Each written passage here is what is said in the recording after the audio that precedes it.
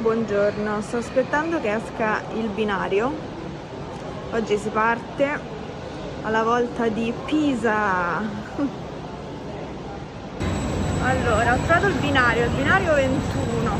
Questo è il treno e adesso devo andare alla carrozza 6. Che sta tipo in fondo. Con l'interruzione del servizio nella prima stazione utile. Dear passengers, we remind you to always wear a mask on board the train in order to fully cover both nose and mouth. Any violation will be submitted to competent authorities and it may lead to a disruption of service in the first available station.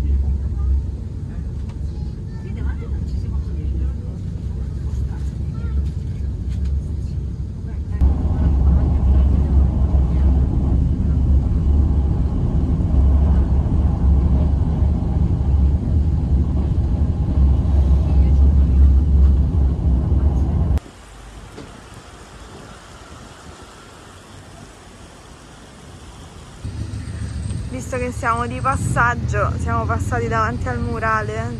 È una delle sue ultime opere, quindi insomma è particolare, è un'opera contemporanea su un vecchio monastero.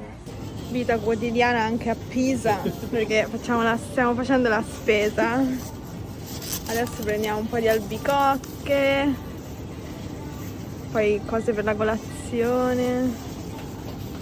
Questo è il reparto gastronomia, è il mio preferito, questo è bellissimo. Dov'è Luca? Mi sono persa Luca. Ah, eccoti, stai agli yogurt. Sì, vai, prendi. Vogliamo prendere un po' di prosciutto crudo. Io sarei per il Parma. C'è anche il sandaliere.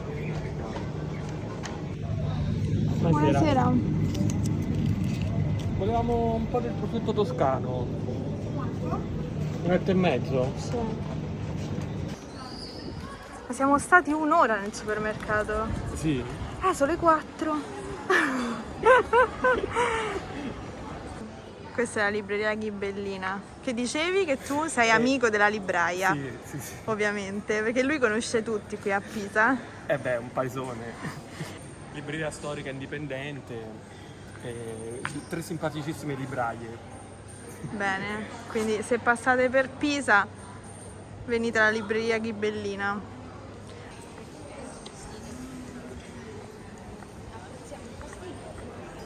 Questo invece è il bar, il caffè storico di Pisa. Dal 1898, pasticceria Federico Salza. Sì, che è una effettivamente delle poche rimaste case torri, perché le altre sono state inglobate nei vari palazzi, vedi anche questa ovviamente era una sì. torre. Quindi ci vivono qui dentro? Sì, Dai, che figata! si vede la tenda. Sì. Questa è la torre del campano. Perché Pisa nel Medioevo era un po' come San Gimignano, insomma, Sì, come tutte le tutte città torri. toscane, tutte torri. Però poi sono state o tagliate, soprattutto quando sono venuti i medici, quindi nel 500 sono state o tagliate o hanno fatto palazzi. Quindi qua si vede proprio che è inglobata nel palazzo, invece qui è indipendente, è rimasta com'era. Perché quando vengono i medici cambia un po' lo stile da medievale a rinascimentale, cioè ai medici Pisa non piaceva, troppo medievale, hanno aggiornato lo stile. Andiamo a vederla dall'altra parte.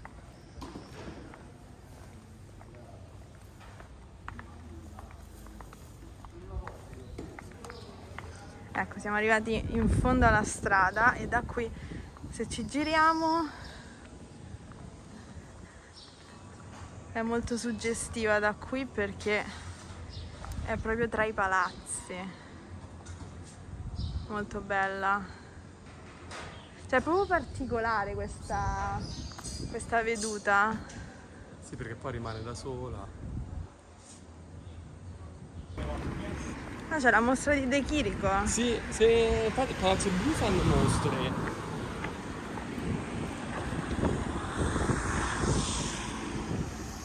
Allora, l'Arno divide in due la città, in due parti, a sud mezzogiorno e a nord tramontana. A sua volta poi le due parti sono divise in altre due parti, quindi Pisa ha 4 rioni, come a Siena ci sono le contrade, a Pisa ci sono questi 4 rioni, a nord Santa Maria e San Francesco e a sud Sant'Antonio e San Martino, che si sfidano loro 4 nel gioco del ponte in questo periodo. Infatti quelli sono appunto gli stemmi dei 4 rioni. Non so se si vedono da qua, magari ci avviciniamo. E io abito a San Francesco.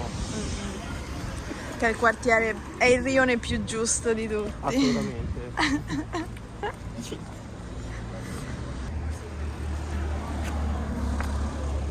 L'aspetto di Pisa mi piace assai, più di quel di Firenze. Scateniamo l'inferno. Gente che ti guarda strano. Giacomo Leopardi espresse la sua preferenza. Che dicevi, questa è una delle poche... Dei pochi palazzi medievali rimasti in piedi, intatti, Palazzo del Lussero. Bello. Ci siamo rifugiati in questo vicoletto, si chiama Vicolo del Tidi. E stiamo mangiando una granita al caffè. Ci stiamo refrigerando perché fa abbastanza caldo. Non così caldo come temevo, però fa caldo.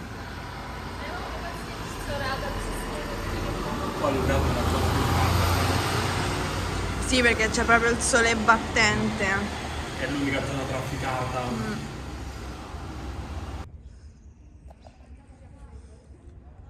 Ah, qui c'è la normale. Qui, quella è la sede centrale, quella è la biblioteca con la torre del Conte Colino dentro.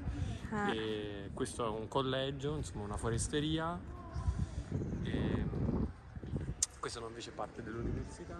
E lì è un'altra sede della biblioteca che adesso stanno rifacendo. Sì.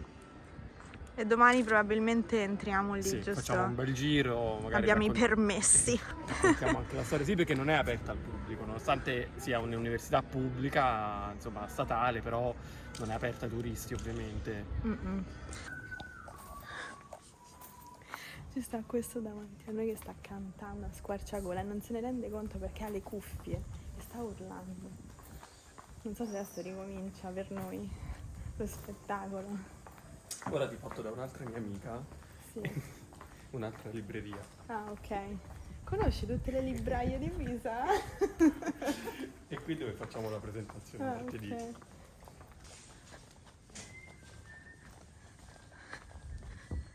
Pace comunque. Adesso fischia, lo senti?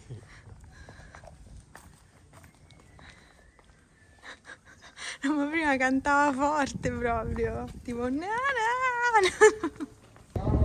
C'è un po' di vento.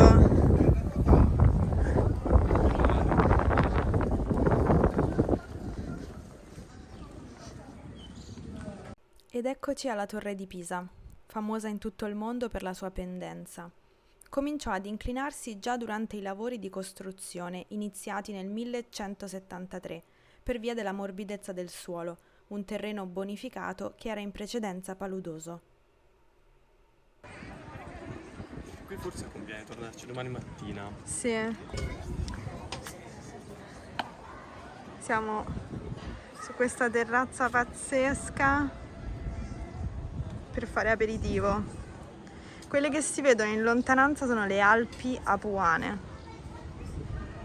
Bellissime. Garfagnana. È il nome della regione. Sai che la Toscana c'ha un sacco di nomi tipici delle regioni, il sì. Mugello, la Garfagnana, Sì. la Versilia. Vuoi salutare? Ciao a tutti. Bene, adesso dobbiamo solo scegliere che cosa vogliamo bere. Per cosa sei più propenso? Non ho visto ancora bene la lista. Io ho fame, Anch'io.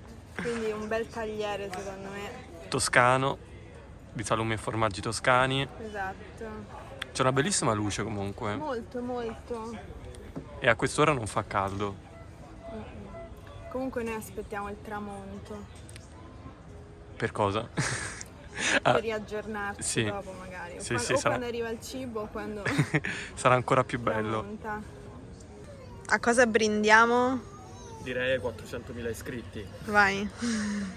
e a Pisa. E a Pisa.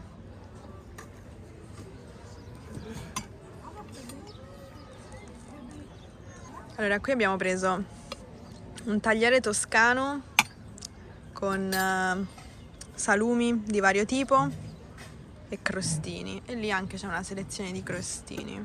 Questi penso che siano fegatini di pollo. E forse questa è tipo pappa al pomodoro. E questo non lo so, penso funghi, forse olive. Sembra, sì. Bene, sembra tutto molto gustoso. Poi la vista Sì. è impagabile. Il tramonto oggi è alle 21:04, quindi ancora manca un po' di tempo. Però tanto noi non abbiamo fretta. Noi siamo qui. Eh sì, buonasera. Io chiamavo perché volevo sapere se era possibile prenotare per 2 persone per domani sera a cena. Ok. E 20:30.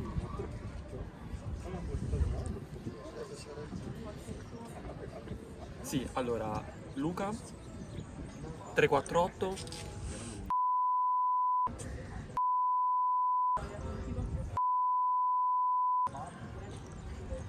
È possibile stare, insomma, nella veranda? Sì, sotto la pergola? Benissimo. Ok. A domani 20:30. Arrivederci. È iniziato il tramonto.